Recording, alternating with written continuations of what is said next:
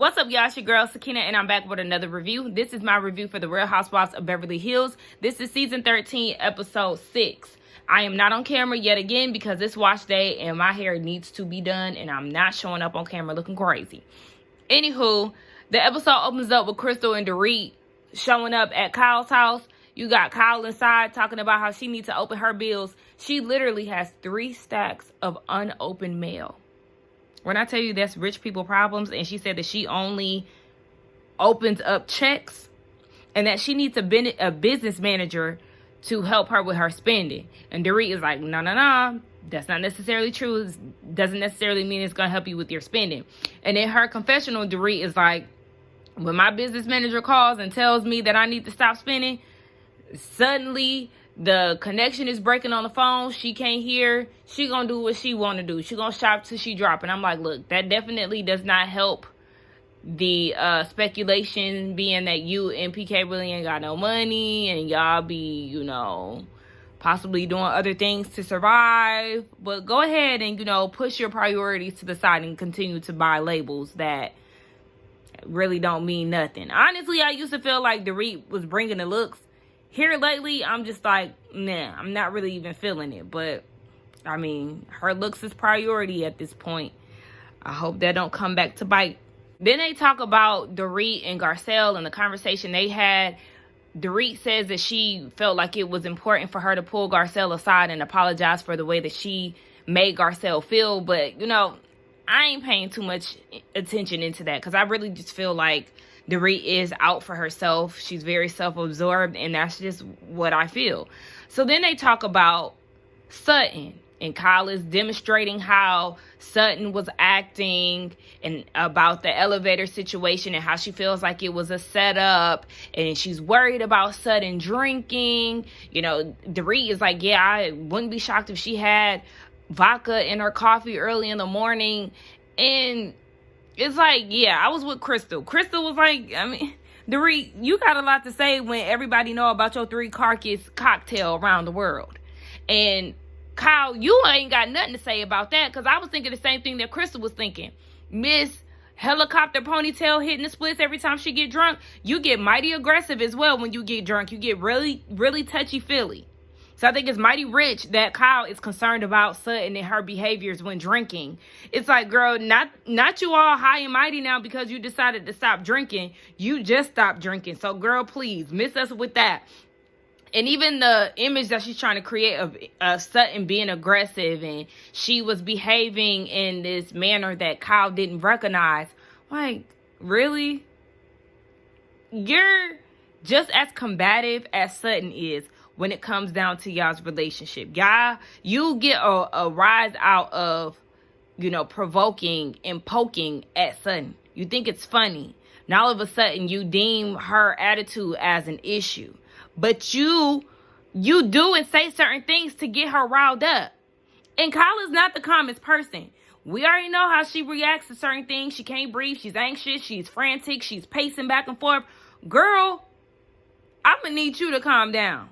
And like I said, and like we all been saying, you are not really Sutton's friend. So then the next scene we get is with Sutton and Garcel. They're going out to eat.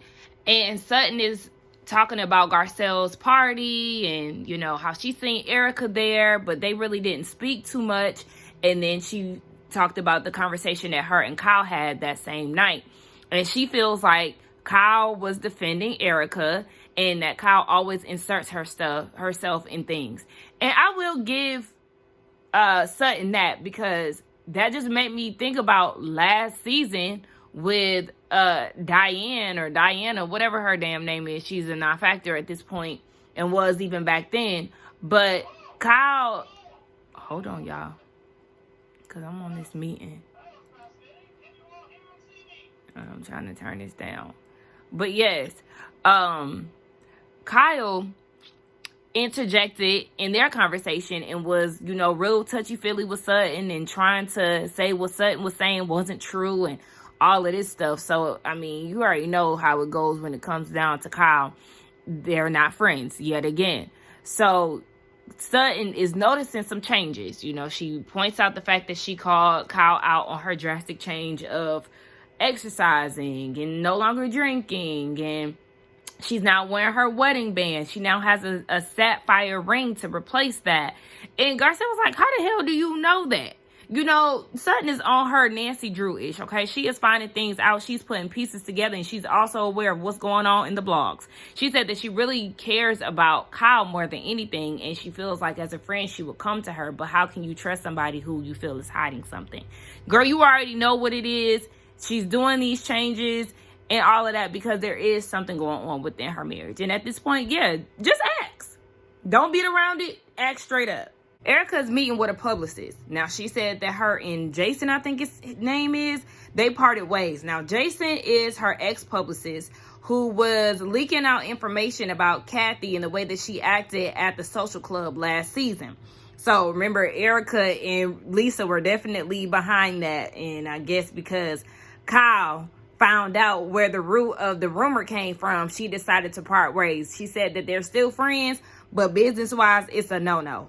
So we already know that Erica's building from the ground up. She said, you know, even though she's not a part of Tom's indictment, that still has a question mark around whether or not people want to work with her. So she's done a lot of self-reflecting, and she's ready to get back out there and get back on top. So we are seeing Erica rebuild and rebrand, and I mean, I'm here for it. Erica is not necessarily my favorite person, you know, these last 2 seasons, but I don't mind a little redemption story. So Garcel is taking her son Jax out, you know, to have a conversation. We already know that Jax is definitely the more outspoken one compared to Jade. And he also, you know, has some things to say about Garcel's parenting. So they're having to sit down, and he tells her that he knows why his parents split up and that he looked it up online when he was 8. Now, Garcel goes into the story about how she found out that her husband was cheating with somebody. She's seen an I love you text. She thought it was something that her and her husband were going back and forth with until she realized it was a different number. She kept asking, who is it? Who is it? And he kept saying it was nothing. The kids were in the back seat, and she said that she believed that it was Jack saying, you know, tell mommy what? Like, tell her what? Because Garcel was like, tell me. And she thought that she was shielding them from it until, you know, now where she found out that Jax actually took it upon himself to look it up. So, I mean, that just goes to show that kids are not fools. Sometimes you think that you're hiding certain things from them. In all reality, you're not. There's stuff that I know about, you know, my childhood that my parents tried to keep us from. And it's like, listen, you got to give kids a little bit more credit, because when you think we ain't paying attention and you think we don't know stuff, we actually do. Or they actually do, because at this point, I'm 30. You know what I'm saying? But, yeah. So, it's a good conversation, and Garcel is just learning more about her son and thanking him for being who he is, because it's helping her grow. You know, she's not used to having these conversations because when she grew up, she really didn't have much of a voice as a child. It was more like, you know, I'm the child, you're the parent. Well, yeah, basically, yeah, that. So, wait a minute, because then I forgot to mention that when Garcel was talking to Sutton, when she was talking about, you know, rings and stuff, she brought up that Dorit still has the same jewelry that she had when she got robbed. I said, oh, catch. And, you know, I've been one to be a little guilty for questioning whether or not the robbery was real and if the PTSD that Dorit was experiencing was a real thing. But as this season progresses, I'm definitely like, yeah, no, Dorit, you're a fraud. And at this point, I really don't believe this robbery story. I felt guilty, but now at this point, I'm just calling it like it is. Girl, you're full of shit. So we can introduce to Morgan. You know, Morgan is Kyle's friend. And I'm using that real loose, and I'm using air quotes that y'all can't see. Because friends, baby, you was giving Morgan more than just friend vibes, okay? I was feeling something else. It was giving lesbian relationship, okay? But, you know, whatever. Kyle is at the tattoo parlor, and she's trying to be low-key with it because she's working on tattoo number 6. And then when we meet Morgan, we see that she's tatted up. So, you know, that has to be some type of inspiration for Kyle. And then we learn that Morgan has also been sober for 6 years. And now Kyle is newly sober. they also like to work out. So we can see where a lot of the inspiration for Kyle's new lifestyle comes from. Yes, because she getting some cootie cat. Because Kyle, you cannot convince me that you and this woman is just friends. You was trying to get her attention on Instagram. Girl, you got a woman crush, okay? You trying to dip into the lady pond. You done with Mauricio, and you on to women. Girl, you ain't fooling me. We already done seen this on Selling Sunset. And you dressing different, too. You dressing real rock star-like. Wearing them damn combat boots and all of that. Kyle, you are not fooling any of us. And then this tattoo that she got, I was like, this is it? I don't know. I was just very underwhelmed. I like dainty tattoos, but this one just really wasn't doing it for me. Anyway, Kyle is also hosting a edible dinner with CBD. And we see that Morgan is feeling some type of way about this because she's like, well, I thought you didn't like edibles. Your throat gets clogged up and stuff. Why are you doing this? And Kyle is basically saying that she feels pressured to do it. I don't really understand where the pressure came from because to me it seemed like this was voluntary. So, yeah, I don't get it. If you don't eat edibles, why are you hosting a dinner? I don't know. Did I miss something? Y'all let me know. But I guess we'll see this dinner play out and we'll see more of Morgan throughout the season. And where the hell is Morgan from? Because that accent is Southern, but it's real funky. It's like super twangy. I don't know. It threw me off. Like, girl, where are you from? So then Kyle and her funky walk. I cannot stand the way that Kyle walks. It's very nigga-ish. But, she walks like she got something in between her legs. She goes home and Mauricio is there. He's asking if she read his book. And she was like, no, because she doesn't want to read on the computer. She likes to actually read a book. So production is asking, why hasn't she read the book? And she was like, I'll get to it.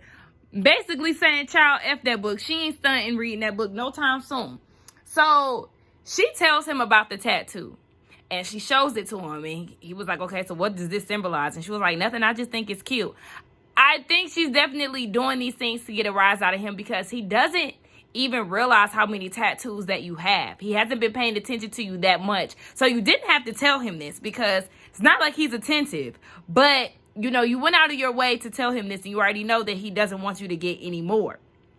So, yeah, I'm just pointing out, you know, certain things that she's definitely doing to, you know, upset him. She ain't feeling him no more, and that's very evident. Because even when he was like, well, I hope to see it often, and she was like, you seeing it now. Baby, you ain't getting none of this box, okay? This belongs to Morgan now. Her coochie is on reclusive when it comes down to you.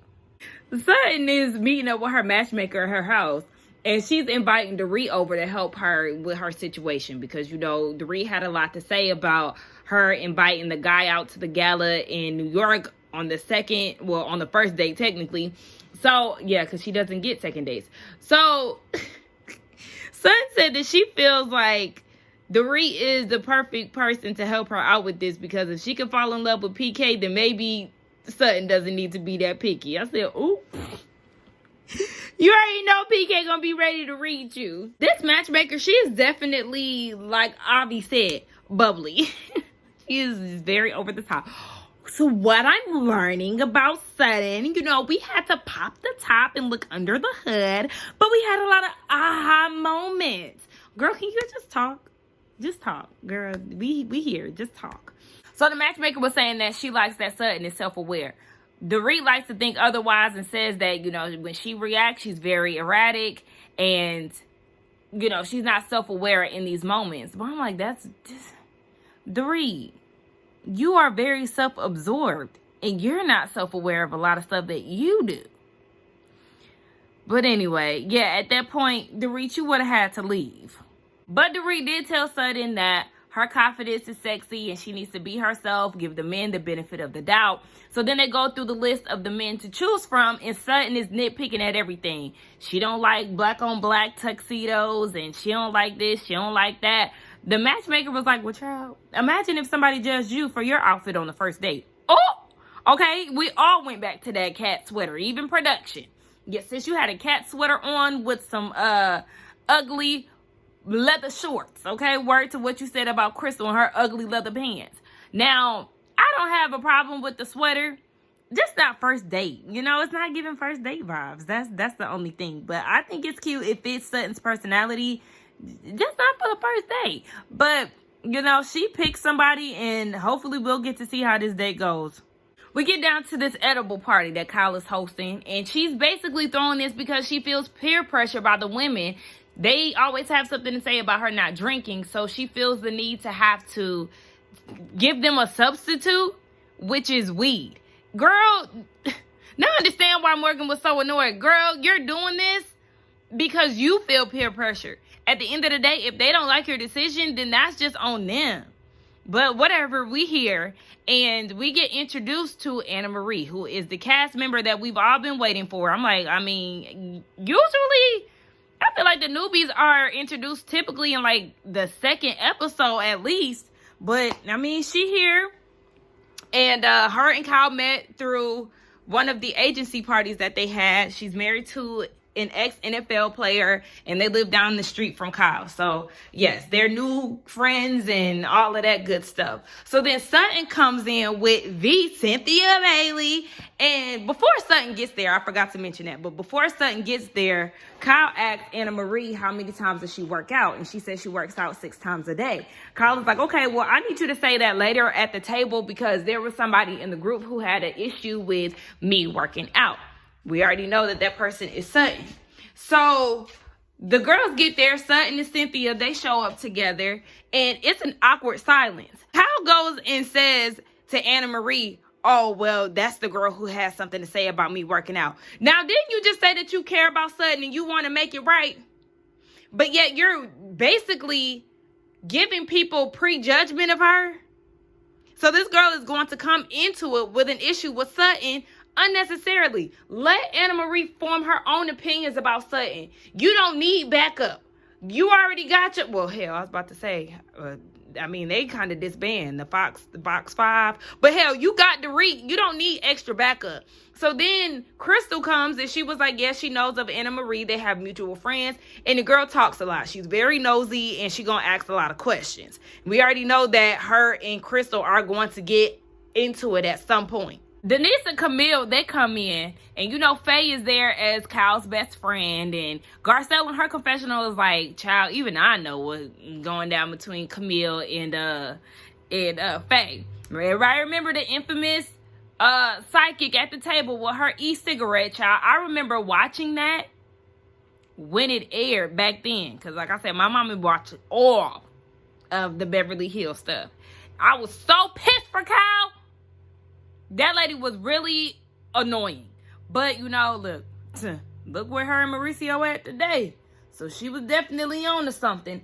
Anywho, Denise, girl, what do you be wearing? She ain't got no earrings in. First of all, that's one of my biggest pet peeves. I don't know why, but it just is.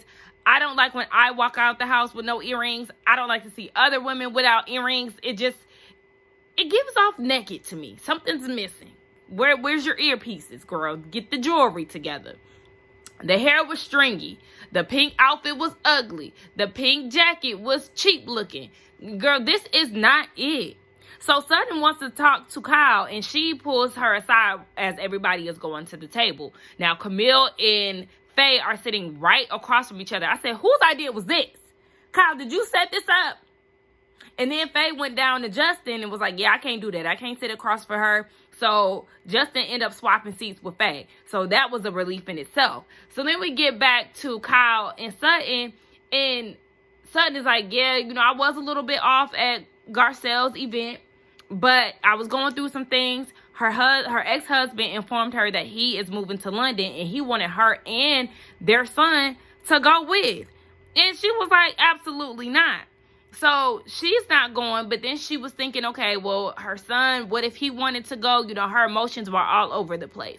Come to find out, she's not going, her son's not going, but she is going to have her child support increased because he's moving elsewhere, and she doesn't want to have to deal with battling him in court.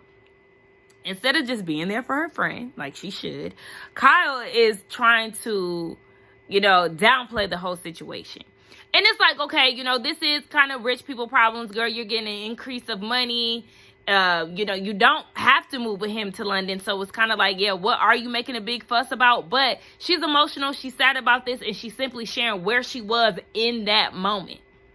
But Kyle just can't seem to sympathize with her. And it's weird because we know how emotional Kyle is about stuff. So it's like you just don't have it in you when it comes down to Sutton. And that's why we need Sutton to realize that y'all are really not friends. She always tries to minimize anything that Sutton is saying. She's also talking over Sutton, and that is just a recipe for a disaster.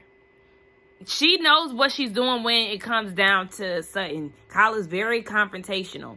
So at that point, yeah, Sutton is over it and she's yelling. Now I will say, Sutton, I'm a little confused because you are somebody who was trying to get up under this man's thumb. He's moving to another country and you're crying saying that it's an end of an era. Girl, which one is it? You want to be, detached from this man or you don't? Him moving to London with all that money, you just told us that he's global and, he had more money than you when it came down to the divorce and all of that. Girl, if he's that powerful and you claim to want to be away from him, then I don't understand where all this emotion is coming from. And you're also in the process of dating. So I'm confusion. I'm confusion because which one is it now? But Kyle did call Sutton out and was like, I feel like, you use this as an excuse for your behavior. Sutton said, well, what's your excuse? Okay, look, Sutton is ready to blast her and ask her about Mauricio. I don't understand why she just don't ask straight up. Let this be the time that you say what you need to say, Sutton. Everybody is starting to wonder where the hell they are. And Kyle is telling Sutton, I do feel like you're off. Maybe it's your medicine for your feet, or maybe it's the drinks that you've been having. I don't know if you had one or many. You are giving a very holier than thou behavior because you don't drink anymore. And that is too much. That causes for a cuss out, Kyle. So Crystal was like, honestly, I feel like y'all doing the same thing to each other. Y'all ain't coming flat out with what y'all think is going on with each other. And at this point, they just go to the table. So Sutton goes back to the table and they ask her where Kyle is. And she was like, I don't know, somewhere being in denial.